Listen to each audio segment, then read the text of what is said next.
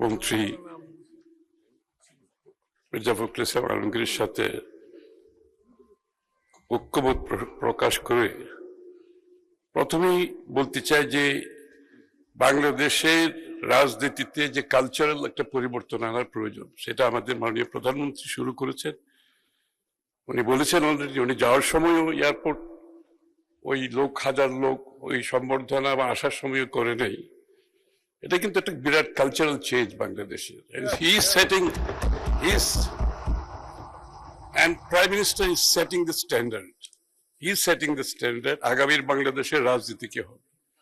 দ্বিতীয় কথা হচ্ছে, মাননীয় স্পিকার, ওনার যে ভ্রমণ মালয়েশিয়া এবং চায়নাতে, এই ভ্রমণটার ভিত্তি ছিল আমাদের পররাষ্ট্রনীতির যে ভিত্তি তার উপর করে, যে আমাদের সাথে প্রত্যেকটি দেশের সম্পর্ক হবে on mutual respect, on mutual interest, one of non-interference এবং স্ট্র্যাটেজিক অটোনমি, আমাদের নিজস্ব অটোনমির ভিত্তিতে।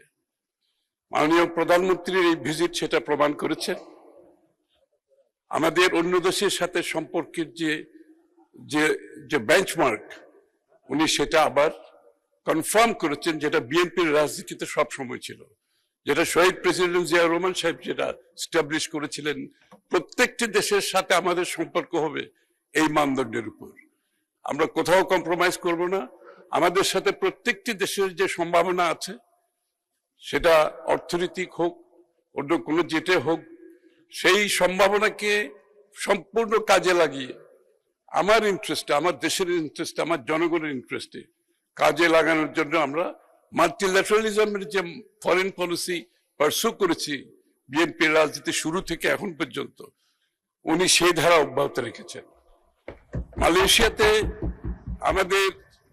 আমাদের শ্রমবাজারের একটা বড় ইন্টারেস্ট রয়েছে, মালয়েশিয়ার সাথে আমাদের এনার্জির একটা বড় ইন্টারেস্ট রয়েছে, এবং অন্যান্য ট্রেড ইন্টারেস্ট রয়েছে, ট্রেড এন্ড ইনভেস্টমেন্ট ইন্টারেস্ট রয়েছে। চায়নার সাথে আমাদের এগেইন বিভিন্ন অবকাঠামোগত উন্নয়নের ব্যাপারে, চায়নার সাথে বিশাল ট্রেড আমাদের সাথে, actually they are the largest trade partner of Bangladesh. এবং এইটাকে আরো কিভাবে বাংলাদেশের পক্ষে যে ট্রেড গ্যাপ যেটা আছে চায়নার সাথে, এটা আমরা আরো কিভাবে সেখানে রপ্তানি বাড়াতে পারি, সেই ব্যাপারেও আলোচনা হয়েছে মাননীয় স্পিকার।